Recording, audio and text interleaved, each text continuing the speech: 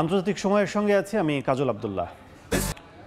ইসরায়েলের বিরুদ্ধে প্রতিশোধের সিদ্ধান্ত থেকে পিছপা হবে না ইরান।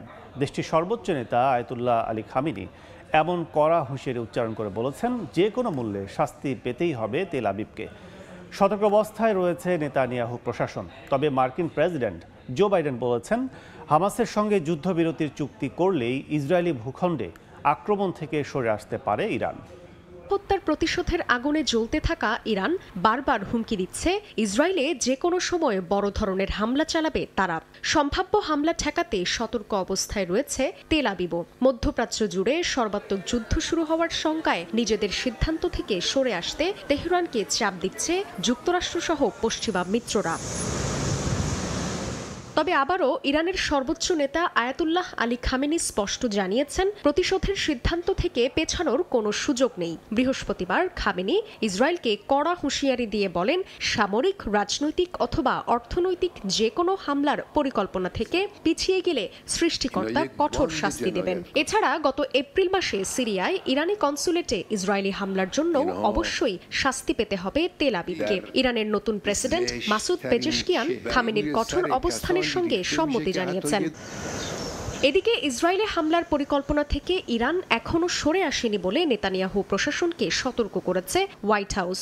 যদিও মার্কিন প্রেসিডেন্ট জো বাইডেন মনে করেন, হামাসের সঙ্গে যুদ্ধবিরতি চুক্তি করলে ইসরায়েলে হামলা চালানোর সিদ্ধান্ত থেকে ইরানের সরে আসার সম্ভাবনা রয়েছে। নিউ অরলেন্স অঙ্গরাজ্যে এক সাংবাদিকের প্রশ্নের জবাবে এমন মন্তব্য করেন তিনি। এসবের মধ্যেই নিজেদের ভূখণ্ডে সব আগ্রাসনের বিরুদ্ধে কঠোর জবাব দেয়া হবে বলে প্রতিক্রিয়া ব্যক্ত করেছে তেল আবিব। জান্নাতুল সাদিয়া, সময় সংবাদ। ভারতের উত্তরাখণ্ডে হাসপাতাল থেকে ফেরার পথে এক নার্সকে ধর্ষণের পর হত্যা করা হয়েছে। 9 দিন পর তার মরদেহ উদ্ধার করেছে পুলিশ। ময়নাতদন্তের পর অভিযুক্তকে খুঁজে বের করতে একটি দল গঠন করে পুলিশ। পরবর্তীতে নার্সের চুরি হওয়া মোবাইলের অবস্থান শনাক্ত করার মাধ্যমে অভিযুক্তকে আটক করেন তারা। পুলিশ জানায়, ধর্মেন্দ্র নামের ওই ব্যক্তি ওই নার্সকে ধর্ষণের পর হত্যা করে। তারপর তার ব্যাগে থাকা অর্থ মূল্যবান জিনিস চুরি করে পালিয়ে যায়। কলকাতায় নারী চিকিৎসকদের সঙ্গে বর্বরতার প্রতিবাদে হওয়া বিক্ষোভের মধ্যেই এই ঘটনা সামনে এসেছে। পাকিস্তান জুড়ে দেখা দিয়েছে ইন্টারনেট বিভ্রাট। দেশটিতে ইন্টারনেটের গতি কম থাকায় সামাজিক যোগাযোগ মাধ্যম ব্যবহারে মারাত্মক সমস্যার মুখে পড়েছেন ব্যবহারকারীরা। এর কোনো ব্যাখ্যা এখনও দিতে পারেনি দেশটির টেলিকমিউনিকেশন কর্তৃপক্ষ। যদিও রাজনৈতিক বিশ্লেষকরা বলছেন, সরকার বিরোধী আন্দোলনের শঙ্কা থেকেই ইচ্ছে করেই ইন্টারনেটের গতি কমিয়েছে শাহবাজ সরকার। নানা ইস্যুতে উত্তাল পাকিস্তান। দেশটির বিভিন্ন শহরে প্রায় প্রতিদিনই কোনো না কোনো দাবিতে হচ্ছে প্রতিবাদ বিক্ষোভ। তবে সরকারের মাথা ব্যথার কারণ হয়ে দাঁড়িয়েছে পাকিস্তান তেহরিক ইনসাফ বা পিটিআই এর সরকার বিরোধী আন্দোলনের ডাক। তাদের নেতা ইমরান খানকে মুক্তি না দিলে দ্রুত সরকার পতনের আন্দোলন শুরু হবে বলে হুঁশিয়ারি দিয়েছে দলটির নেতাকর্মীরা। এমন অবস্থার মধ্যেই পাকিস্তানে দেখা দিয়েছে ইন্টারনেট বিভ্রাট। দেশটির গণমাধ্যমগুলো বলছে, ইন্টারনেট সচল থাকলেও এর গতি অনেক কম। এতে বিঘ্নিত হচ্ছে ব্যবসা বাণিজ্য, সামাজিক যোগাযোগ মাধ্যম ব্যবহারেও মারাত্মক সমস্যার মুখে পড়ছেন ব্যবহারকারীরা। তবে কেন এমন ঘটছে এর কোনো ব্যাখ্যা দিতে পারেনি পাকিস্তান টেলিকমিউনিকেশন অথরিটি পিটিএ। এ বিষয়ে মুখে যেন কুলুপ এঁটেছে পাকিস্তানের শাহবাজ সরকারও। যদিও ইন্টারনেট বিভ্রাটের কারণে সরকারকে দায়ী করছেন দেশটির নেটিজেনরা। তাদের অভিযোগ, নেটের গতি কমিয়ে সরকার কেবল যোগাযোগকে বাধা দিচ্ছে না, বরং মানুষের মৌলিক অধিকার হরণ করছে। এর আগে চলতি বছরের ফেব্রুয়ারিতে সাধারণ নির্বাচনের আগে জাতীয় নিরাপত্তার উদ্বেগের কথা উল্লেখ করে দেশটিতে সামাজিক যোগাযোগ মাধ্যম এক্স বন্ধ করা হয়।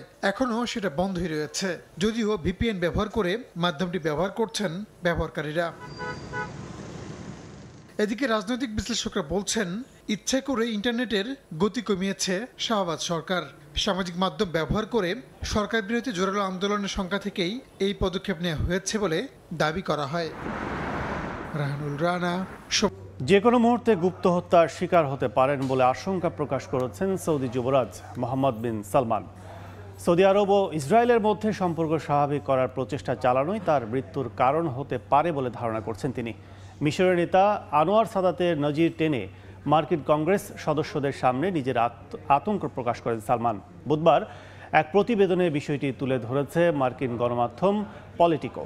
আর ওয়াশিংটনের সঙ্গে রিয়াদের চুক্তি নিয়ে চলমান আলোচনায় ইসরায়েলের বিষয়টিও উঠে এসেছে। মার্কিন গণমাধ্যম পলিটিকো বলছে, নিজেদের জোর নিরাপত্তা নিশ্চিতের বদলে যুক্তরাষ্ট্র ও ইসরায়েলের সঙ্গে চুক্তিতে রাজি আছে সৌদি আরব। যুবরাজ এই চুক্তিকে সৌদির ভবিষ্যতের জন্য গুরুত্বপূর্ণ মনে করেন বলেও জানিয়েছে পলিটিকো।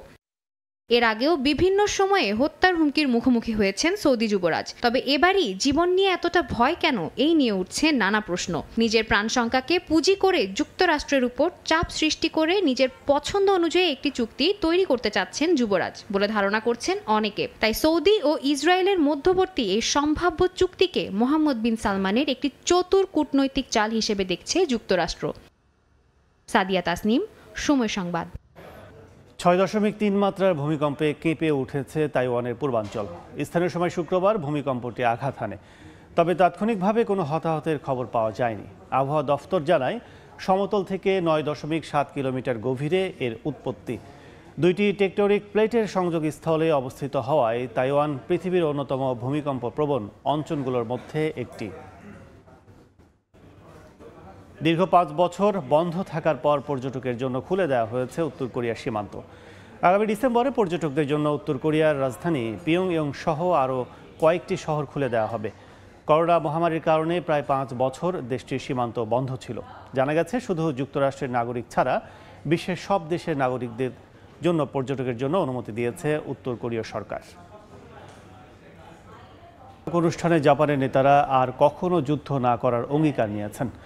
জাপানের প্রধানমন্ত্রী ফুমিও কিশিদা স্থানীয় সময় বৃহস্পতিবার প্রতিশ্রুতি দিয়েছেন যে তার দেশ সংঘাতে যাবে না। জাপানের সম্রাট নারুহিতোও একই প্রতিশ্রুতিতে আবদ্ধ হন। জাপানের দ্বিতীয় বিশ্বযুদ্ধের স্মারক অনুষ্ঠানে এই সিদ্ধান্তের কথা জানান তারা। দেশটির প্রধানমন্ত্রী পদ থেকে আগামী মাসেই পদত্যাগ করবেন ফুমিও কিশিদা। আন্তর্জাতিক সময়। জার্মানির অর্থনীতিতে প্রভাব পড়েছে মন্দাভাবের। ফিলিস্তিনকে ঘিরে ইসরায়েল ইরানের মধ্যে উত্তপ্ত পরিস্থিতি ও মধ্যপ্রাচ্যের দেশগুলোর মধ্যে টানাপোড়েন সহ দেশটির আমদানি রফতানি কমে যাওয়াই মন্দাভাবের বড় কারণ বলে মনে করছেন বিশেষজ্ঞরা। জার্মানি থেকে বিস্তারিত বিটু বড়ুয়ার রিপোর্ট। বিশ্ব অর্থনীতির অন্যতম পরাশক্তি হিসেবে খ্যাত মেড ইন জার্মানি ভালো নেই মোটেও। সাম্প্রতিক সময়ে দেশটির সবচেয়ে বড় বাণিজ্য বন্ধু যুক্তরাষ্ট্রে অর্থনৈতিক মন্দা, ফিলিস্তিনকে ঘিরে ইসরায়েল ইরানের মধ্যে উত্তেজনা, একই সঙ্গে আমদানি ও রপ্তানিতে ভাটা পড়ায় মুদ্রাস্ফীতির কবলে পড়েছে জার্মানি। বেসরকারি অর্থনৈতিক সংস্থা Leibniz centre for European economic research ZEW এর সমীক্ষা অনুযায়ী গেল মাসের অর্থনৈতিক সূচকের মানদণ্ড 41.8 পয়েন্ট থেকে কমে আগস্টে তা দাঁড়িয়েছে 19.2%। একে জার্মানির জন্য অশনি সংকেত বলছেন সংস্থাটির প্রেসিডেন্ট আখিম বামবাখ। এদিকে দেশটির অর্থনৈতিক ও বাজার বিশ্লেষক কার্স্টেন ব্রেজেস্কি বলেন, বেশ কিছুদিন ধরে যুক্তরাষ্ট্রের অর্থনীতি মন্দার কবলে পড়ায় প্রভাব পড়েছে জার্মানিতেও। Fear of a US recession is clearly one of the main drivers. Let's not forget that Germany exports 10% of all its exports to the US. So clearly, if the US economy was to fall into recession. জার্মানির বর্তমান অর্থনীতিতে বড় সংকটের নাম মুদ্রাস্ফীতি। বিশেষ করে চলতি বছরের শুরুর দিকে অর্থনীতির চাকা কিছুটা সচল থাকলেও দ্বিতীয় ভাগে দেশটির মোট আয় কমেছে 0.1%। অর্থনীতিবিদরা বলছেন, জার্মানির অর্থনৈতিক সংকট দূরীকরণে কার্যকরী পদক্ষেপ না নেওয়া হলে পুরো ইউরোজোনের অর্থনীতিতেও মন্দাভাব ছড়িয়ে পড়তে পারে। জার্মানি থেকে বিটু বড়ুয়া, সময় সংবাদ। 5 বছর আগে জার্মানিতে ডাকাতি হওয়া হীরার অলংকার জাদুঘরে ফিরিয়ে আনা হয়েছে। স্থানীয় সময় মঙ্গলবার থেকে পুনরায় শুরু হয় এই অলংকারগুলোর প্রদর্শনী। 2019 সালের নভেম্বর মাসে প্রায় 113 মিলিয়ন ইউরো সমমূল্যের হীরা চুরি হয় বলে জানায় কর্তৃপক্ষ।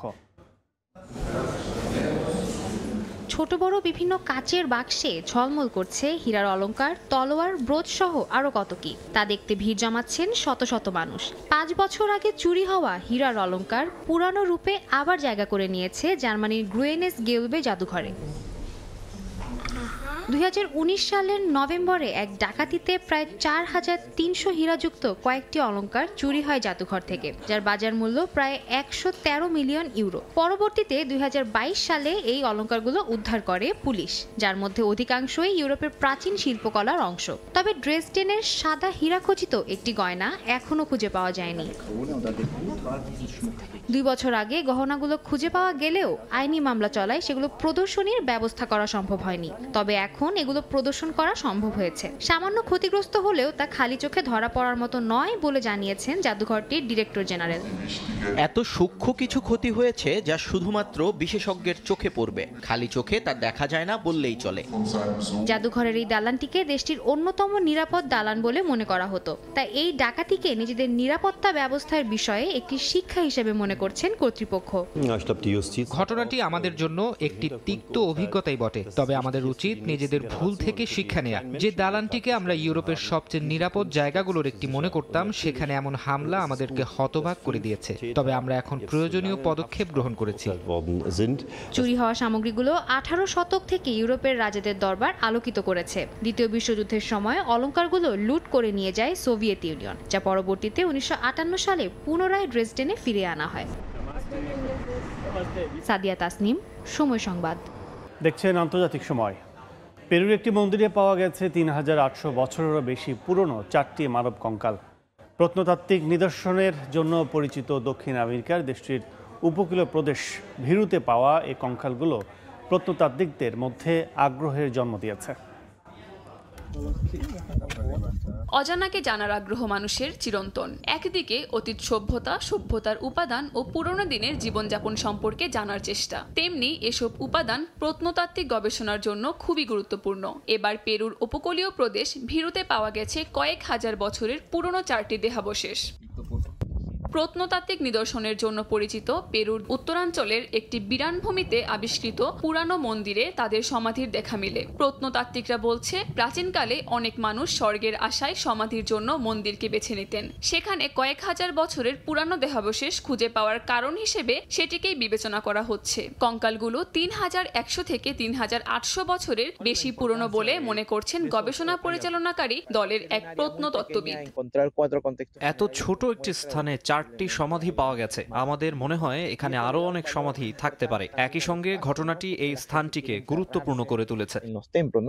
500 বছরেরও বেশি পুরানো ইনকা সাম্রাজ্যের স্থান পেরু প্রত্নতাত্ত্বিক নিদর্শনের জন্য বিশ্বজুড়ে খুবই পরিচিত। এই আবিষ্কার নতুন সম্ভাবনার দ্বার উন্মোচন করল বলে মনে করছেন দেশটির প্রত্নতাত্ত্বিক গবেষকরা। কাকলি আক্তার, সময় সংবাদ।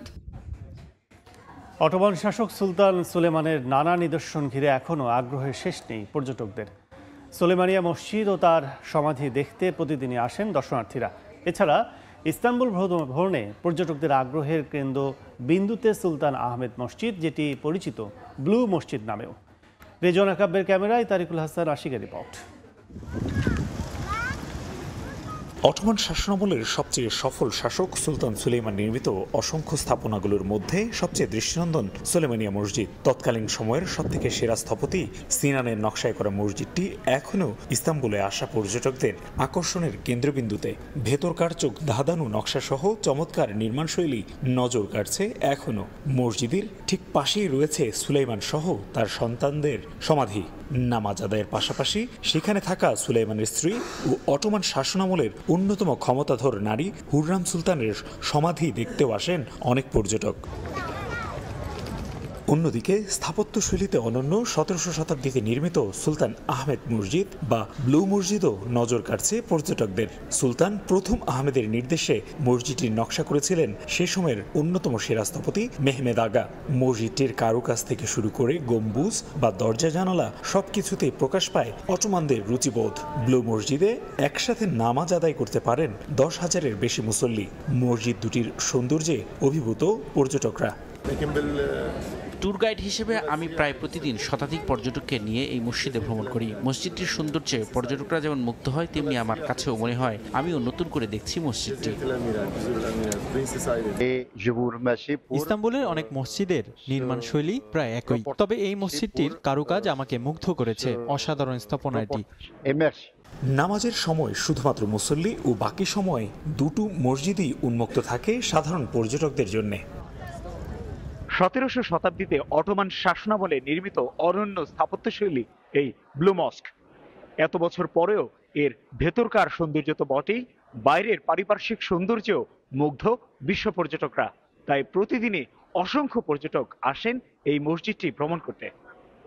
ইস্তাম্বুলের ব্লু মস্কের সামনে থেকে তারিকুল হাসান আশিক, সময় সংবাদ, তুরস্ক। আন্তর্জাতিক সময়ের শীর্ষ সংবাদ জানিয়ে দিচ্ছে আরেকবার। ইসরায়েলের বিরুদ্ধে প্রতিশোধের সিদ্ধান্ত থেকে পিছপা হবে না ইরান। খামেনির কড়া হুঁশিয়ারি, শাস্তি পেতেই হবে। সতর্ক অবস্থায় তেল আবিব। পরিস্থিতি পর্যবেক্ষণ যুক্তরাষ্ট্রের।